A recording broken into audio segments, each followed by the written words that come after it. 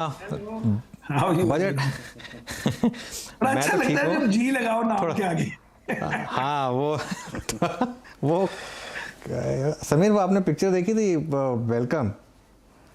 Welcome देखी में वो, पिक्चर। हाँ नहीं, वो वेलकम में देखिए, मैं तो आपको जी कह के बोलूंगा क्योंकि ऑब्वियसली आप तो बड़े मुझसे, आप मुझे मत जी कह के बोलिए। वो कहते हैं कि वो तो बोलते हैं कि मुझे जी मत बोलिए, बोले कि नहीं ऐसे थोड़ा ना होता, आजकल तो बिस्कुट को भी पार्ले जी बोलते हैं तो वो, लेकिन मैं आपसे रिक्वेस्ट करूंगा, कुछ मुझे जी मत बोलिए आप। कुछ कुछ नाम ऐसे होते हैं ना, ऑब्वियस होता है जी आएगा, पांडे जी हाँ है। नहीं लेकिन हाँ, खैर खैर समीर समीर समीर और जी। मैं खैर काफ़ी we go long way back, तो हम एक दूसरे को फर्स्ट नाम से ही बुलाएंगे तो दोनों में से किसी को कोई प्रॉब्लम होगी नहीं। तो लेकिन समीर सर, ये बजट तो साइड शो बन के रह गया। अब पूरा का पूरा इशू हो गया, ये जो डोमिनेंस ले रहा है अदानी ग्रुप का। आप किस तरीके से रीड कर रहे हैं जो रीसेंट डेवलपमेंट्स हुई हैं, जिस तरीके से मार्केट कैप टूटा है, जिस तरीके से बॉन्ड्स की सेलिंग हुई है, जिस तरीके से वो रिपोर्ट आई और उसके बाद लगातार वन वे सेलिंग आई है ग्रुप में?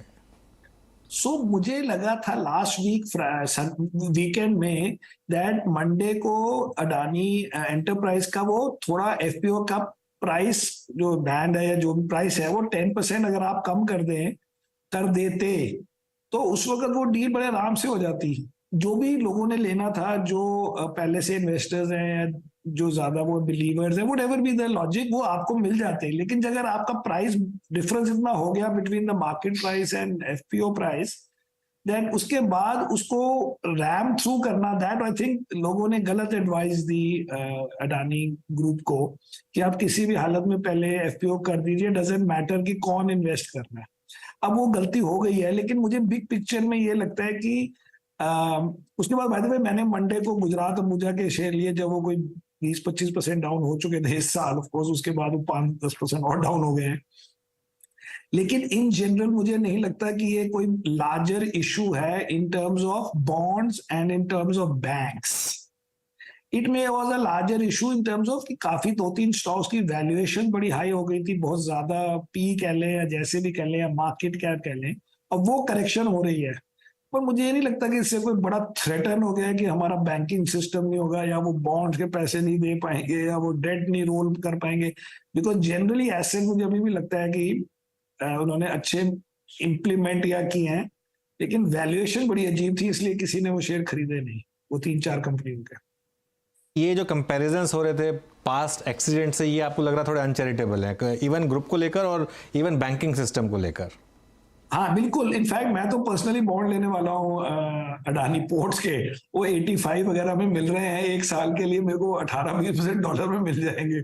सो आई डोंट सी दैट कि कोई इतना बड़ा इशू हो गया है। और हमने तो अलग से अंबुजा के शेयर भी ले लिए, और मुझे लगता है कि ये हर चीज का, see Ambuja is a good example कि कैसे ओवर एनालिसिस रॉन्ग हो जाती है। अब वो कंपनी थोड़े दिन पहले आपने टेक ओवर की, उसकी फंडिंग की 5-6 फॉरेन बैंक्स ने, वो 5-6 बैंक्स ने non disposal undertaking, which mean कि आप वो शेयर स्क्रीन पे थोड़ा बेच देंगे अगर प्राइस गिर जाए। पहली बात तो 385 प्राइस में वो टेक ओवर या जो भी हुआ था, 380 जो भी हुआ था, उसके बाद अगर 6 लोगों के पास वो पूरी कंपनी है, 6 लेंडर्स के पास, तो किसी को क्या लगता है कि वो स्क्रीन पे आके एक बंदा अपने शेयर बेच जाएगा 5% होकर? कंपनी ऐसे थोड़ा काम होते हैं। वो इजीली पूरा पैकेज, अगर ना खुदा ना करे वो अगर करना हो, तो वो आप आगे किसी को साल बाद किसी और बिडर को भेज दो जो पहले बिडर थे, या न्यू समीर जी, बिडर्स। सर सो एक सेकंड, उसमें इशू, सॉरी आपने जो बात बोली, क्योंकि मैं इसलिए बोल रहा हूँ कि मेरी आज सुबह एक दुबई बेस्ड फंड मैनेजर से बात हो रही थी, वो भी एग्जैक्टली यही बात बोल रहे थे कि मैं तो बॉन्ड खरीदने वाला हूँ, बॉन्ड में बल्कि रिस्क कम है। थोड़ा सा उसको एक्सप्लेन किया जाए कि क्यों रिस्क कम है वहां पर, वो जो तो आप बोल रहे पहली हैं बात तो बॉन्ड। ये है कि अगर आप बिग पिक्चर में बात करें और देखें कि इस साल कौन से बॉन्ड्स ड्यू हैं, तो वो जीरो हैं। नेक्स्ट ईयर पूरे ग्रुप के आई थिंक कोई $2.5 बिलियन के ड्यू है, और फिर अगेन 25 में जीरो है, और उसके बाद वो शुरू होते हैं। जो पहला बॉन्ड है जो 24 में देना है, इजीली, एक तो करंट एसेट्स है, करंट प्रॉफिटेबिलिटी है, करंट कैश फ्लो है, आपकी जो अग्रेशन है वो थोड़ी कम हो जाएगी, और होनी भी चाहिए। There is no need to be putting 50 billion and 60 billion numbers के हम इतने इन्वेस्ट करेंगे। बट $2.5 बिलियन, आपके जो फर्स्ट 2.5 बिलियन, ये थोड़ा कि वो ही नहीं देंगे और पूरी स्टोरी खत्म हो गई, ऐसे थोड़ा काम होता है। अगर कुछ करना हो तो आप गुजरात मुझे वापस भेज दो, कोई एक आध एयरपोर्ट भेज दीजिए, जरूरत ही नहीं पड़ेगी मुझे लगता है। आई एम जस्ट सेइंग कि there is so much protection in assets, and वो एसेट दूर से सबको लगता है कि ये रियल एसेट्स है। उनकी स्टॉक प्राइस के ऊपर इशू था, कोई ये नहीं कह रहा कि एसेट ही नहीं था ठीक। सो इसलिए वो तो आसान काम है। मैं नहीं कह रहा हूं कि वो बेटर है, मैं कह रहा था मैं तो कंपनी में मैं मतलब फंड में खाली शेयर खरीदता हूं, मैं अपने आप शेयर नहीं खरीदता। लेकिन सेपरेटली मैं सोच रहा था कि अगर वो 18-20% मुझे मिल रहे हैं तो मैं पर्सनली बॉन्ड्स खरीद लेता हूँ, ये मैं कह रहा हूँ। समीर जी, मुझे ये बताइए, कल तक वो एफपीओ ऑन था, निवेशक आ गए थे, उसको पार लगा दिया था। अब ओवरनाइट उनको लगा कि perhaps it's not the right price, कुछ फीडबैक मिला होगा। करंट प्राइसेस जो हैं अपने वैल्यूएशन से खासे करेक्ट हो गए हैं, तो अब भी कोई आपको लग रहा है जब आप लोगों से बातचीत करते हैं कोई बड़े फंड्स लेंगे सीधे मार्केट में इन लेवल्स पर? आप देखिए आज Adani enterprises nearly 1600 rupees. Funds का इशू ये हो जाता है कि फंड्स को ना इमेज का इशू हो जाता है कि हमारा इन्वेस्टर क्या बोलेगा, वो क्या बोलेगा। So I think either they have to come and explain in black and white. जैसे मैंने अंबुजा ले लिया, लेकिन बाकी लेने में मैं कहूंगा पहले मुझे और समझाओ कि कैश फ्लो कितना है, ये कितना है, वो कितना, तो ब्रॉडली मुझे पता है, बट स्टिल उसके लिए इट इज बेटर कि अगर कोई लार्ज वेल नोन कोई सॉवरेन फंड कोई आके ले ले, जिससे जैसे 2008 में जब गोल्डमैन सैक्स को प्रॉब्लम हुई थी तो वॉरेन बफेट ने आके शेयर ले लिए थे, तो उनके बेसिस पे सारे वर्ल्ड ने फिर ले लिए। यू नीड वन गाय जिसने और क्लोजर एनालिसिस करी हो, जो कि मैं डाल रहा हूँ 1-2 बिलियन। और मुझे लगता है प्लस माइनस या तो आप 1-2 बिलियन ऐसे रेज कर लो, या एक आध कोई प्रोजेक्ट या कोई बिजनेस थोड़ा सा कम मतलब बेच दो थोड़ा सा, या उसमें स्टेक बेच दे, just to show to the world कि कोई शॉर्टेज नहीं है पैसों के, क्योंकि हमारे वो अच्छे हैं। लेकिन अभी वो स्पाइरल में जा रहा है, उस स्पाइरल में somebody big has to do it। मेरे थोड़े से लेने से वो नहीं चेंज होगा काम। बट आई डोंट थिंक कि मुझे कोई रात को नींद नहीं आई थी कल रात को भी कि हाय पता नहीं क्या हो गया। It is okay. And actually ये जो कैंसिल किया डील, मुझे लगता है ये तो बिल्कुल बुरी बात नहीं है। क्या मतलब है कि पहले दिन ही बेचारा जो भी इन्वेस्टर हो उसके 50% उड़ा दिया हमने, या उस वक्त 30% उड़ा दिए, कोई फायदा नहीं, उससे कोई गुडविल नहीं अर्न होती। एवरीबडी फील्स कि जिसके 30% डाउन है वो फर्स्ट डे आके बेच देगा। So it does not even give you stability. So it is better to, जो कंपनी को 2 बिलियन रेस करने, वही मैं कह रहा हूँ वो 1.5 रेस कर लेते, 25% डिस्काउंट दे देते। It does not matter, those issue should not be कि अब हमने 3200 अनाउंस किया था, अब हमें 32 में बेचना है। ये उनकी गलती थी मेरे हिसाब से, एडवाइस की। अच्छा समीर सर, आपने कहा कि आपने एक अंबुजा में एक्सपोजर लिया, इसी आई थिंक पूरे एफपीओ की आड़ में आई थिंक बाजार ने बैंकों को भी तोड़ा, पीएसयू बैंक्स को तोड़ा, आईसीआईसीआई बैंक भी टूटा, इंडसइंड बैंक टूटा। ऐसा अगर आपको बैंक्स पर क्या व्यू है, आप क्या इस डिप में बैंक्स को भी उसी पर्सपेक्टिव से देखेंगे? मैं बैंक को इसलिए हम नहीं ले रहे हैं क्योंकि वो तो हमारा ओवर ओनरशिप है, हमारे 7.5% पर नेम होता है, उसमें हमारा स्टेट बैंक मेरा 7.5 से ज्यादा है, तो हमने बैंक्स लिए नहीं। बट हमने एक भी शेयर बेचा नहीं और नाम बेचेंगे, और हमें लगता नहीं कि 1 रुपए का नुकसान होगा।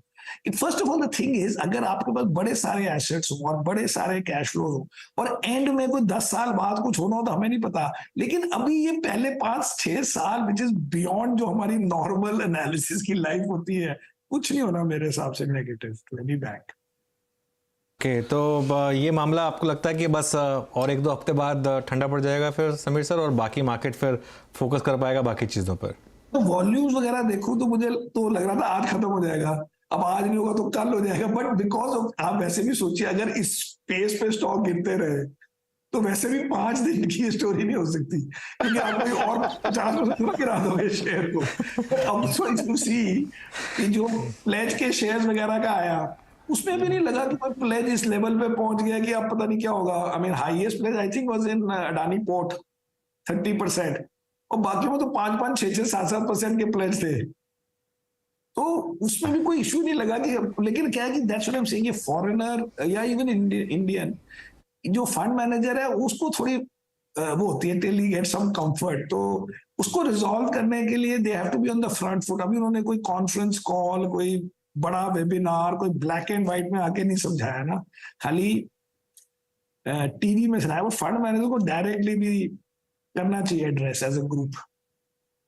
खैर इस पे तो हम पूरा 1 घंटा बात कर सकते हैं, लेकिन अब थोड़ी सी और बात कर लेते हैं समीर सर। एक मार्केट में ओवरऑल अब क्या मूड है, क्योंकि फेड का आउटकम भी आ गया, बजट भी निकल गया, एक चीज जो नहीं खत्म हो रही है वो है FII सेलिंग। कल भले ही थोड़ी सी बाइंग थी, लेकिन 6 से 7 हज़ार करोड़ दिन की सेलिंग आ रही है। ये आपके हिसाब से क्या हो रहा है और क्या ये बड़ा रिस्क रहेगा इस साल? पिछले साल तो हमने बचा ली थी, लेकिन ये कंटिन्यू किया तो। पर मुझे नहीं लगता था कि ये इतना बड़ा रिस्क होगा, लेकिन अभी अभी चल रहा है आजकल, तो आई कैन नॉट इमीडिएटली से, बट बिग पिक्चर में मेरी लॉजिक ये थी कि यूएसए इज डूइंग वेल, वो तो 9-10% उनका नैस्डैक वेयर अप हो गया, and China is doing well. तो हम हो सकता है कि अंडर परफॉर्म करें, बट हम नेगेटिव क्यों है उस बात से मैं अपसेट हूँ। इसलिए मैं मानने को तैयार नहीं हूँ कि ये एनवायरमेंट में China is up 15%, US up 10%, and we are down, I think our index down 5-6% और व्हाटएवर। सो ये मेरे को नहीं लगता कि लॉजिकल है, एंड इसलिए मैं अभी भी बुलिश हूँ कि ये plus minus a few days की बात है। एंड वैसे भी आप देखिए उन्होंने चाइना में क्या क्या चीजें माफ की हैं, उसी फॉरेन इन्वेस्टर ने लास्ट ईयर क्या क्या हुआ है वहां पे। सो मुझे ब्रॉडली नहीं लगता कि this thing will last, and over the year I am still very bullish.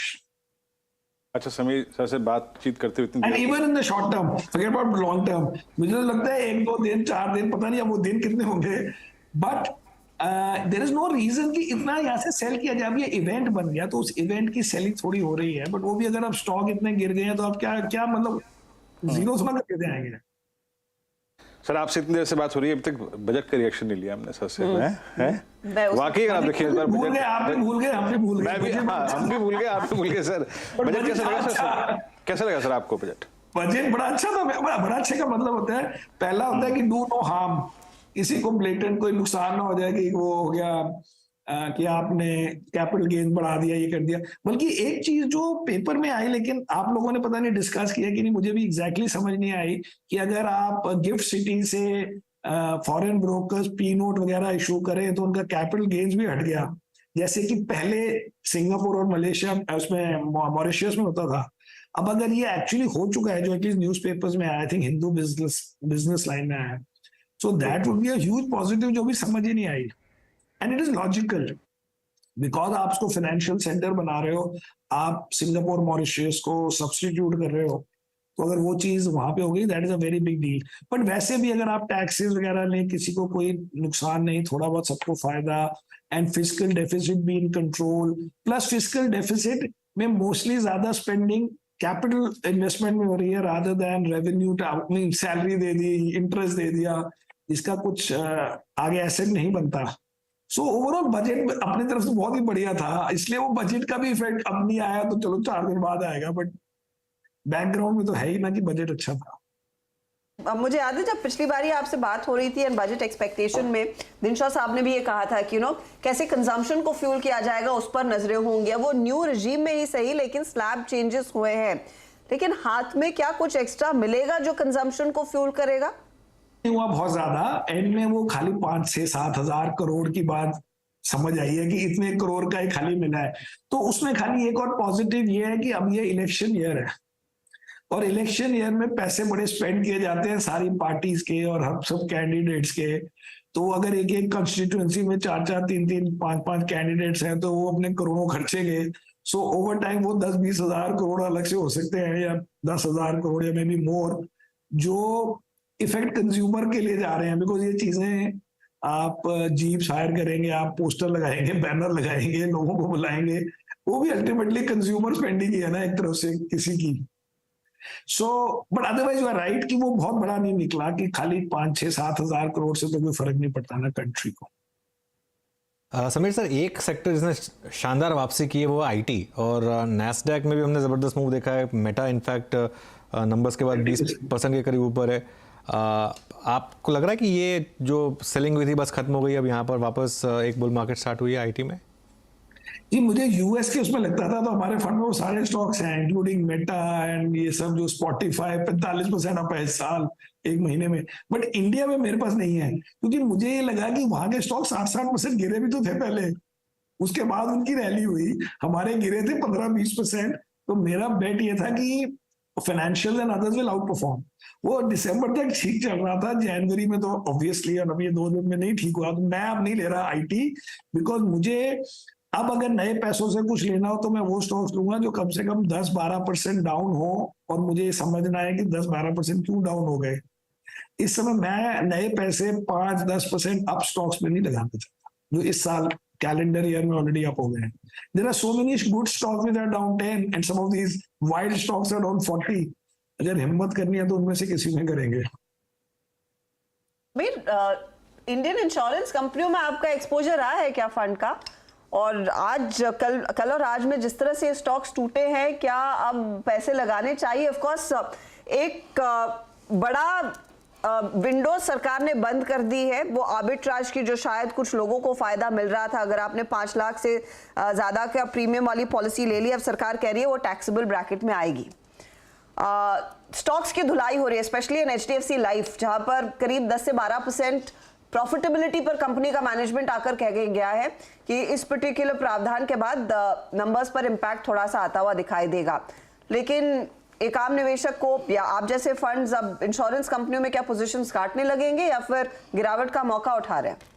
तो मैं इसलिए हंस रहा था क्योंकि आपने कहा कि क्या आपका इंश्योरेंस में इंटरेस्ट है. मैंने कहा सुबह था, अब नहीं है, तो हमने तो बेच दिए. क्योंकि the point is 10% stock down है और 10% अर्निंग्स इफेक्ट भी है. अब वो अर्निंग्स इफेक्ट का हमें नहीं पता, लेकिन मुझे एक बात समझ आ गई कि मेरे मार्केट में बड़े स्टॉक्स हैं जो 15-20% डाउन है इस साल, और मुझे बड़े पसंद हैं. कई हमारे पास हैं भी 2-3. तो हम उससे अच्छा अपने वो स्टॉक्स लें जिनमें कोई 10% नेगेटिव की बात नहीं है in terms of the performance, I mean in terms of the corporate performance या profit performance, but the stock is down 10-20%. इसलिए यस, अब हमारा इंटरेस्ट नहीं है फॉर नाउ इन इंश्योरेंस. अच्छा, लास्ट ईयर सर ने जब कुछ शॉपिंग करी थी समीर सर ने, तो उसमें हेडलाइंस में ITC भी था. समीर सर, आज तो खुश हैं आप, और आज तो बाजार की सुर्खियों में एक ITC भी है, ऑल टाइम हाई. हाँ एग्जैक्टली, ITC हमारे पास काफी है, और ITC तो हमने उसमें तो हमारे को 100% टाइप बन गए होंगे अब इन 2 years और व्हाटएवर, पता नहीं जितने भी साल हो गए. अब वो कुछ चल भी तो जाने चाहिए ना, सारे ऐसे तो ना जो 15% गिर जाए हमारी जिंदगी में.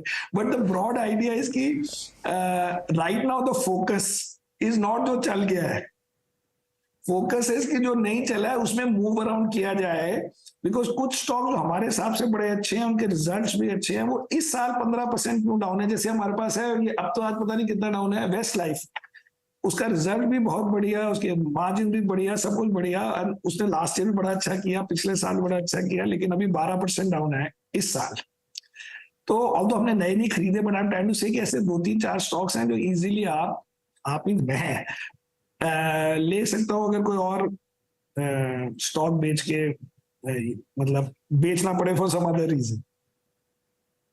आपका ट्विटर हैंडल देख रही थी और आपने बहुत ही क्यूट ट्वीट किया था कि अब FPO निकल गया, पठान में निकल गया, इस वीकेंड किस पर फोकस करे और किस पर ट्वीट होगा. तो कुछ नया टॉपिक मिला है आपको इस वीकेंड के लिए? अभी तो मेरे को नहीं पता था कि अडानी शो चलता रहेगा थोड़ा, तो अभी एक आध दिन और उसके होंगे ट्वीट, आई अज्यूम, जो मैं पढ़ता हूँ. बट आई होप कि वो खत्म हो जाए जल्दी से. सैटरडे संडे को कोई ऐसी चीज मिले ना ट्वीट करने को which means things are solved and settled. That will be much better. और कोई नई बुक समीर सर जो आपने पढ़ी हो या पढ़ने की तैयारी कर रहे हो? ये जी अभी आई है, Amazon से मैंने मंगाई है. मुझे नहीं पता था कि आप पूछोगे. So this is a book written by the Australian ex-Prime Minister on China called The Avoidable War. तो चाइना एंड US में क्या हो सकता है, क्यों हो सकता है. Avoidable War, मतलब ये इसका तो मार्केट से भी काफी लेना देना है एक्चुअली. हाँ, मेरी हर चीजों का कुछ ना कुछ तो मार्केट से कनेक्शन होता है. Because you have to foreign investor को कन्विंस करना है कि चाइना बड़ा डेंजरस है, सब कुछ इंडिया भेज रहे हैं, तो उसके लिए आपके मटेरियल भी तो होना चाहिए. ओके, चलिए समीर सर, तो खैर मैं भी ये बुक पढ़ने की कोशिश करूंगा. थैंक यू सो मच जुड़ने के लिए हमारे साथ, और have a good weekend. Thank you very much, best of luck. Thank you. चलिए समीर से बात हो रही थी और समीर शायद मार्केट का लकी चार्म बनकर आए, और मार्केट ग्रीन में निफ्टी